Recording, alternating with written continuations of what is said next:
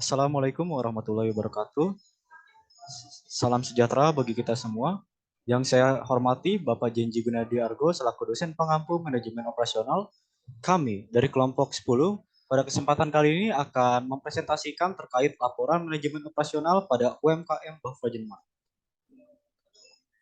Sebelum saya masuk ke dalam materi, izinkan saya sebagai moderator memperkenalkan anggota dari kelompok ini. Bisa di next?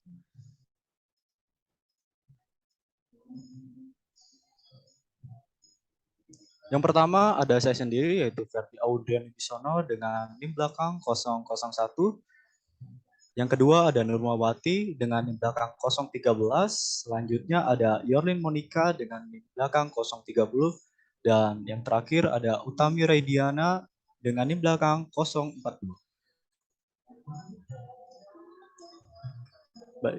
Baik, selanjutnya saya akan jelaskan apa aja pokok pembahasan dalam presentasi ini. Yang pertama ada pendahuluan, yang kedua ada kajian pustaka, yang ketiga ada profil UMKM, yang keempat ada pembahasan dan analisa, dan yang terakhir namun tidak kalah penting ada penutup.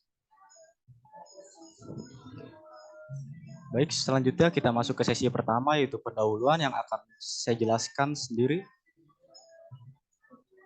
Dalam pendahuluan ada latar belakang pemilihan objek. CV Bafrojen Mart merupakan UMKM berbentuk CV yang memiliki fokus bisnis menjual frozen food. Perusahaan ini berlokasi di Jalan Tarumanegara nomor 2 Pisangan, Ciputa Timur, Kota Tangerang Selatan. Awal berdiri perusahaan ini bernama Durian Bafrojen yang berfokus menjual durian beku.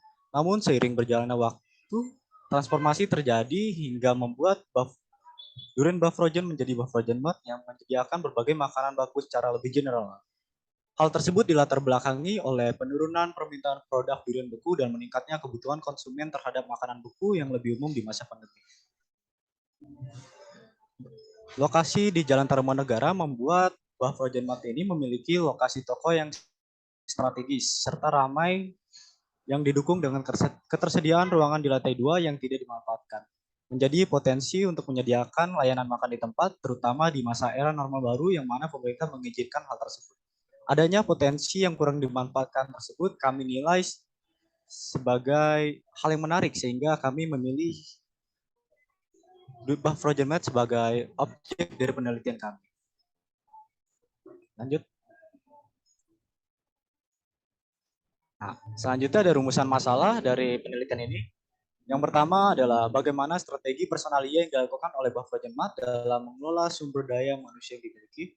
Yang kedua ada bagaimana layout tempat usaha yang tepat guna mendukung kegiatan usaha perusahaan yang lebih efektif dan efisien.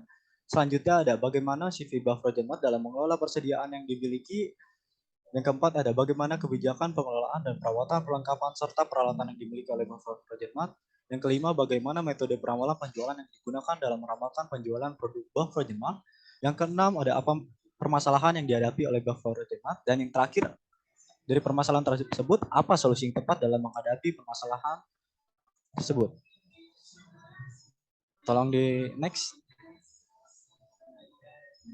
Nah, selanjutnya ada tujuan dari proyek ini. Proyek ini bertujuan untuk mengetahui strategi personalia yang digunakan oleh Bafrojen Mart dalam mengelola sumber daya manusia yang dimiliki perusahaan tersebut. Selanjutnya, proyek ini juga bertujuan untuk menemukan layout tempat usaha yang tepat guna mendukung kegiatan operasional CV Bafrojen Mart yang lebih efektif dan efisien. Juga untuk mengetahui pengelolaan persediaan pada perusahaan Bafrojen Mart dan mengetahui kebijakan pengelolaan dan perawatan perlengkapan serta peralatan yang dimiliki oleh Bafrojen Mart. Selanjutnya untuk mengetahui metode peramalan yang digunakan dalam meramalkan penjualan produk pada Bafrojen Mart serta untuk menilai penjualan produk di masa yang akan datang. Juga untuk memahami akar permasalahan yang dihadapi oleh Bafrojen Mart serta solusi apa yang tepat dalam menghadapi masalah tersebut. Oke, baik, selanjutnya. Proyek ini kami harap membawa manfaat bagi dua pihak. Pihak pertama adalah kami sebagai mahasiswa, yang mana kami berharap proyek ini dapat menambah wawasan dan pengalaman, serta sebagai bentuk implementasi ilmu yang didapatkan selama perkuliahan terhadap implementasi pada bisnis yang nyata. Selanjutnya bagi pengusaha sendiri, kami harap proyek kami ini dapat menjadi solusi atas permasalahan dalam pemanfaatan potensi yang dimiliki perusahaan. serta membantu perusahaan melakukan inovasi usaha agar kegiatan usahanya dapat lebih berkembang lagi. Selanjutnya ada kajian pustaka yang akan dipaparkan oleh Utami Reidiana. Kepada Utami, saya persilahkan.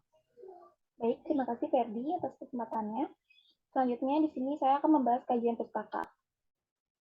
Yang pertama ada pengembangan produk dari Bah Frozen Mart.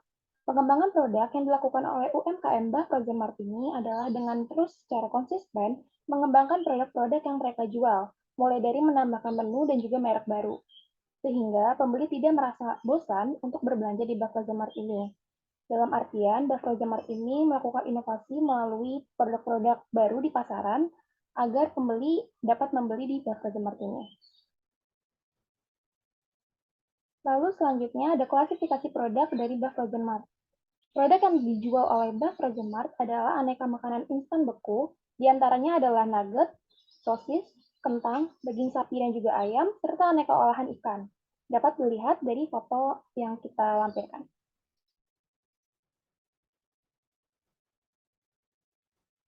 Di sini ada pemasaran produk dari Bah Frozen Mart. Bah Frozen Mart dipasarkan melalui dua cara, yaitu offline dan juga online, melihat dari besarnya peluang dalam jual beli online. Bah Frozen Mart memiliki toko offline yang terletak di daerah Tangerang Selatan, sedangkan toko online kami berada pada platform seperti Shopee, Tokopedia, Bukalapak, GrabFood, dan juga GoFood.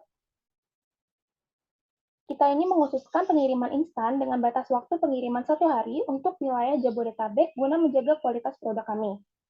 Untuk saat ini, Bah Frozen Mart ini hanya melakukan promosi di media online. Namun, hal tersebut masih kami anggap kurang karena masih sedikitnya masyarakat yang mengenal Bah Frozen Mart ini. Selanjutnya ada profil UMKM dari Bah Frozen Mart yang akan dibacakan oleh teman saya, Yorlin Monica. Baik, terima kasih Utami. Selanjutnya di sini yang akan kita bahas adalah profil UMKM Bah Frozen Mart. Jadi next.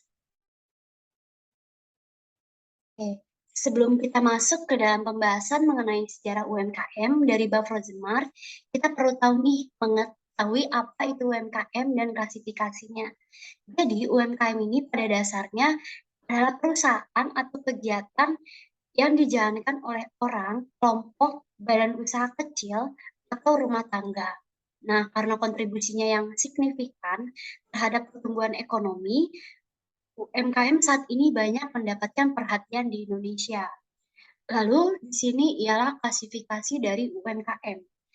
Nah, UMKM di sini ialah usaha mikro, kecil, dan menengah. Bisa kita lihat dari Undang Republik Indonesia nomor 20 tahun 2008. Yang pertama adalah usaha mikro, memiliki aset atau kekayaan bersih minimal sebanyak 50 juta di luar aset tanah dan bangunan, serta memiliki keuntungan dan usahanya sebesar 300 juta. Yang kedua adalah usaha kecil, di mana memiliki penjualan per tahunnya berkisar dari angka 300 juta sampai dengan 2,5 miliar dan kekayaan bersih 50 juta hingga 500 juta. Lalu yang ketiga di sini adalah usaha menengah yang memiliki kriteria kekayaan bersih dari usaha menengah sudah di atas 500 juta hingga 10 miliar, itu tidak termasuk bangunan dan tanah tempat usaha. Kemudian hasil penjualan per tahunnya bisa mencapai 2,5 miliar sampai 50 miliar. Jadi untuk UMKM ini yang akan kami bahas yaitu Bah Frozen Mart masuk ke dalam klasifikasi UMKM kecil. Kenapa saya bilang UMKM kecil nanti akan terjawab di pembahasan berikutnya oleh teman saya. Oke, bisa di next. Lalu selanjutnya di sini adalah sejarah dari UMKM. UMKM berupa bisnis usaha dagang frozen food yang bergerak dalam bidang industri makanan. Frozen food ini diberi nama Bah Frozen Mart oleh sang pemilik yaitu Pak Tengku Muhammad Rizky. Nah, industri makanan beku atau frozen food ini telah menghasilkan keuntungan besar bagi banyak pelaku bisnis. Hal ini bisa kita lihat dengan semakin banyaknya bisnis makanan beku yang bermunculan dan tentu saja banyak inovasi dari produk yang mereka jual. Lalu Bah Frozen Mart ini pertama kali bernama Duren Bah Frozen, berdiri pada bulan Februari tahun 2019 yang menjual buah durian Medan. Jadi durian buah Medan ini ada beberapa jenis yang dijual atau dipasarkan, yaitu durian kupas dan durian montong. Nah, durian frozen ini pada mulanya beralamat di Ruko Purilara 1, Jalan Tarumanegara, nomor 4, Pisangan, Ciputat Timur, Kota Tangerang Selatan.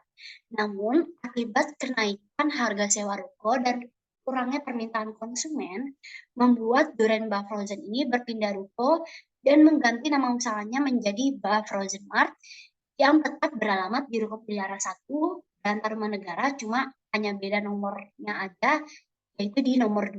Jadi rukonya itu tetap sama, tetap sederet, tapi pemilik rukonya itu berbeda. Nah, di sini pemilik usaha Bah Frozen Mart ini menambahkan barang dagangannya, jadi nggak cuma durian bah aja, tapi ada sosis, kentang, aneka olahan ikan, daging, nugget, cemilan, ada minuman-minuman juga. Nah, Bah Frozen Mart ini sekarang telah berdiri selama kurang lebih dari 3 tahun, dan selama kurang lebih dari 3 tahun ini tidak ada pergantian pemilik toko. Bisa di next.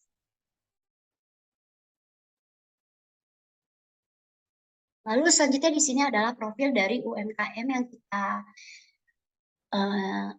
teliti, yaitu Bah Frozen Mart dengan beda perusahaan dagang. Jenis usahanya UMKM Frozen Food, produk yang ditawarkan frozen food seperti sosis kentang, aneka olahan ikan, daging, nugget, cemilan, dan sebagainya.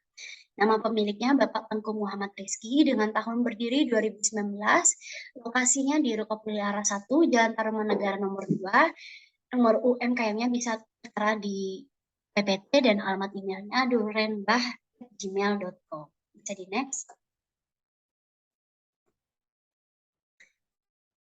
Nah, ini adalah visi dan misi dari Bah Frozen Mart. Visinya yaitu menjadi perusahaan yang mandiri, penyedia makanan olahan beku terbaik di Indonesia yang mandiri, dan dapat diandalkan dengan mengutamakan kualitas dan layanan pelanggan. Untuk misi dari Bah Frozen Mart yaitu menumbuhkan dan mengembangkan potensi diri menjadi usaha yang mandiri, serta mengembangkan usaha yang sudah ada dengan meningkatkan produk menjadi lebih sehat, lebih berkualitas dengan harga yang kompetitif agar dapat dinikmati dan dimanfaatkan oleh seluruh masyarakat Indonesia. Jadi next. Nah, baik, selanjutnya di sini adalah struktur organisasi dari UMKM Bah Frozen Mart. Yang pertama ini adalah Bapak Tengku Muhammad Rizky sebagai presidennya atau pemilik sekaligus pendiri dari usaha UMKM Bah Frozen Mart. Lalu yang kedua ada Mbak Intan Permatasari sebagai Executive Vice President. Ini mengarahkan dan bertanggung jawab terhadap seluruh kegiatan yang dilaksanakan di UMKM Bah Frozen Mart ini. Lalu di sini ada Bapak Nanda Jaya Putra sebagai Vice President untuk Finance dan Human Resource, jadi keuangan dan sumber daya manusianya. Lalu di bawahnya ada Bapak Satria Virjiawan sebagai Accounting dan Tax, di akuntansi dan pajak, dan Bapak Muhammad Haikal sebagai Helpdesk. Jadi dia akan memberikan informasi dan dukungan kepada pelanggan atau pengguna terkait dengan produk dan layanan dari UMKM Bah Frozen Mart. Lalu yang kedua di sini adalah Mbak Elsie Yuningsi sebagai Vice President dari Production. Dia melakukan perencanaan dan pengorganisasian dari jadwal produksi, mengawasi proses produksi, serta berperan penting dalam pemilihan maupun pemesanan dan bahan pembelian dari produk-produk Bah Frozen Mart. Lalu ada Kasifa sebagai desainernya, ada Muhammad Zidan sebagai manajernya. Lalu di sini ada Kak Ilham Abdillah sebagai Presiden dari Sales dan Logistik. Ada Kak Fikri Haris dan Kak Ahmad Rifai sebagai offline dan online sales. Lalu di sini ada Bapak Muksin Alatis Ayu sebagai logistik. Lalu di sini ada bidang dari Vice President dari kreatif yaitu Kak Rahmat Nurrifa serta Kak Dewi Maharani sebagai brand dan produk, dan Regita Salsabila sebagai digital marketingnya. Bisa di next. Oke, lalu pembahasan selanjutnya mengenai analisa UMKM Bah Frozen Mart akan disampaikan oleh teman saya, yaitu Nurmawati. Kepada Nurmawati, dipersilakan. Baik, selanjutnya saya akan membahas mengenai pembahasan dan analisa UMKM Mbak Frozen Mart. Next. Pertama di sini saya akan membahas mengenai rata-rata omset dari Mbak Frozen Mart sendiri. Rata omset per bulan Mbak Frozen Mart meraup sebanyak 130 juta dan untuk per tahunnya bisa meraup sebanyak 1.560.000.000. Pendapatan yang didapat dari penjualan offline dan juga online, di mana per bulannya pendapatan dari toko online sebanyak 50 juta dan toko offline sebanyak 80 juta. Dari pendapatan yang didapat oleh Mbak Frozen Mart tersebut, produk olahan daging dan olahan ikanlah yang menjadi best seller atas penjualan terbaik. Next. Selanjutnya ada strategi personalia dalam mengelola SDM-nya. Pertama itu, Mbak Frozen Mart merekrut calon karyawan dengan metode wawancara tanpa adanya persyaratan apapun, tetapi hanya mengutamakan karyawan yang memiliki sikap serta attitude yang baik, sopan, bertanggung jawab, serta semangat dalam bekerja. Proses selanjutnya setelah melakukan wawancara, dilakukan proses seleksi karyawan, sehingga perusahaan bisa mendapat karyawan yang terbaik. Kemudian, proses penempatan karyawan dilakukan sesuai dengan kebutuhan dari toko Frozen Mart sendiri. Yang terakhir, setelah mendapatkan posisi yang dibutuhkan, karyawan akan diberikan suatu pelatihan oleh Frozen Mart, baik secara offline maupun online, seperti cara melayani calon pembeli, cara berkomunikasi dengan menanggapi pertanyaan dari calon pembeli, penggunaan mesin kasir, dan lain sebagainya. Next.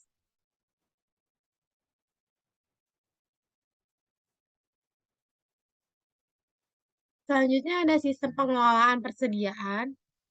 Mbak Frozen Mart merupakan usaha yang bergerak di bidang makanan beku, maka dengan hal tersebut, pemilik menerapkan sistem persediaan berupa first in, first out. Mbak Frozen Mart meristok barang setiap seminggu sekali.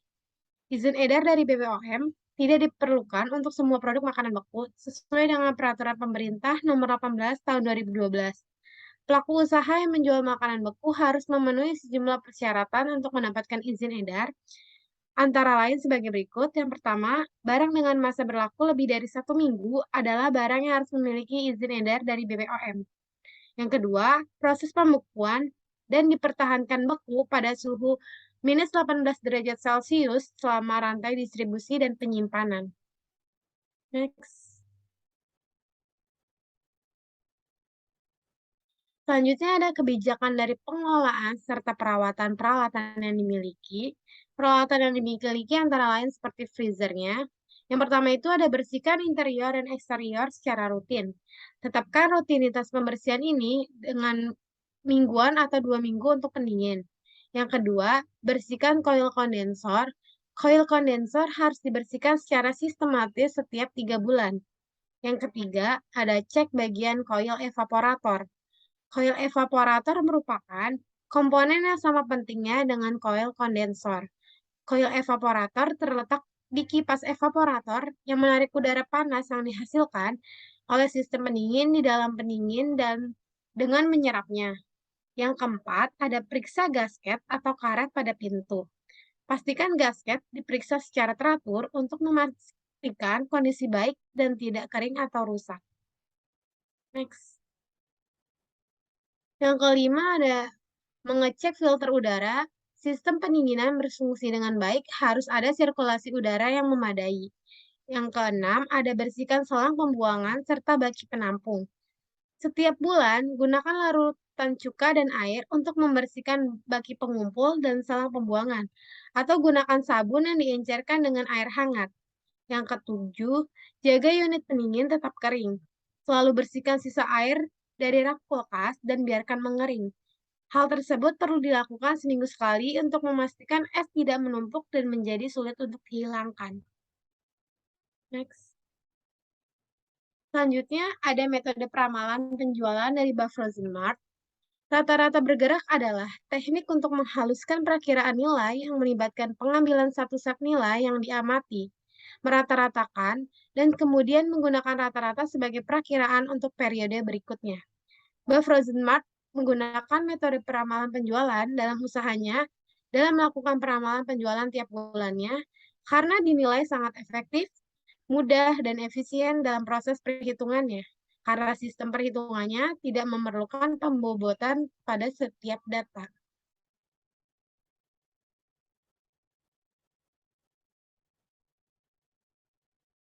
Selanjutnya di sini ada analisa dari permasalahan Buffer-Smart sendiri. Berdasarkan analisa kelompok kami, permasalahan yang dimiliki oleh Buffer-Smart antara lain sebagai berikut. Yang pertama itu ada toko frozen food yang belum terlalu dikenal oleh masyarakat. Yang kedua, Frozen Mart hanya menawarkan produk yang sudah biasa yang ada pada toko frozen food pada umumnya. Yang ketiga, kurangnya pemanfaatan lahan pada lantai atas. Dan yang terakhir, Frozen Mart hanya memberikan pelayanan berupa take out. Next. Selanjutnya di sini ada solusi dari permasalahan Frozen Mart.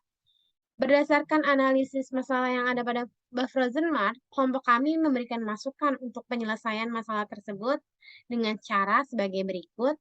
Yang pertama, melakukan promosi dengan cara digital melalui media sosial seperti Instagram, TikTok, maupun marketplace seperti Shopee, Lazada, Tokopedia, dan lain-lain. Adapun promosi secara langsung melalui stand di acara event, bazar, CFD, dan lain-lain yang diperoleh dari info Instagram. Yang kedua, Frozen Mart menawarkan produk berbeda dengan inovasi rasa yang berciri khas Indonesia seperti sate lilit, ayam bumbu Bali, pempek, cimol, dan lain sebagainya. Yang ketiga, memanfaatkan lantai atas yang semula gudang menjadi tempat makan. Dan yang terakhir, Frozen Mart dapat memberikan pelayanan berupa dine-in. Next.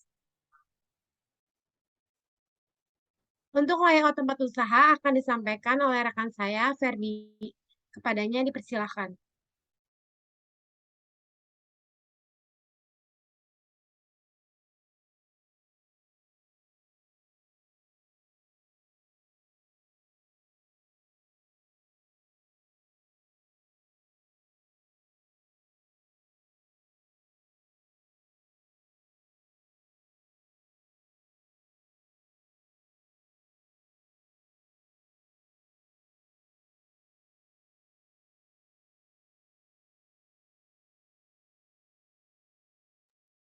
Baik, selanjutnya saya di sini akan menjelaskan mengenai layout tempat usaha. Pada gambar sebelah ada lantai 1 yang berisikan pintu masuk dan diisi oleh freezer-freezer, dan juga ada dapur di sebelah pojok kanan dan tangga di pojok kiri untuk menuju lantai 2. Selanjutnya di lantai 2 ada toilet,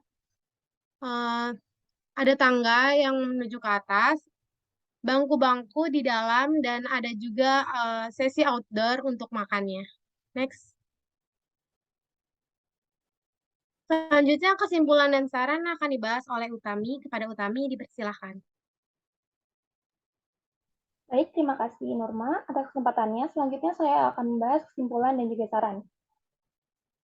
Kesimpulannya, Frozen Mart yang di awal hanya menjual buah durian Medan ini berdiri sejak Februari tahun 2019. Namun, karena kurang diminatinya usaha tersebut, pemilik menambah barang dagangannya antara lain makanan beku seperti sosis, aneka olahan ikan, daging, nugget, dan jajanan. Frozen Mart ini sudah beroperasi sekitar kurang lebih 3 tahun dan tidak pernah ada pergantian pemilik toko selama itu. Beralamatkan di Ruko Puri Laras 1, Jalan Tarumanegara nomor 2, Pisangan, Ciputa Timur. Dalam proses perolehan sumber daya manusia atau SDM, Frozen Mart merekrut calon tenaga kerja melalui metode wawancara tanpa prasyarat. Tinjauan kinerja yang dilakukan oleh atasan terhadap karyawan dinilai dari pelayanan yang diberikan kepada konsumen atau pelanggan. Kemudian dengan disiplin selama jam kerja dan dengan pengabdian kepada toko Frozen Mart. Dan yang terakhir adalah etika dan perilaku antar karyawan lain dengan atasan.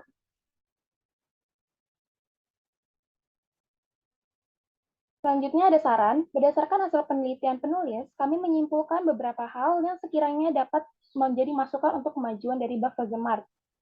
Yang pertama itu adalah memperbanyak produk yang mencerminkan makanan tradisional Indonesia, dan yang kedua adalah membangun tempat dine-in, melihat dari lokasi Frozen Mart yang dekat dengan kampus. Ide tersebut adalah ide yang cemerlang.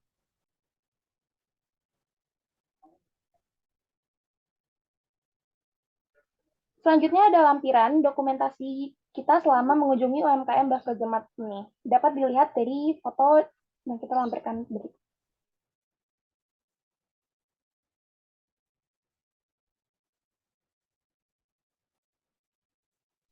Selanjutnya saya akan kembalikan kepada moderator. Baik, terima kasih Utami. Oke, demikian paparan dari kami kelompok 10. Kurang lebihnya mohon maaf. Wassalamualaikum warahmatullahi wabarakatuh.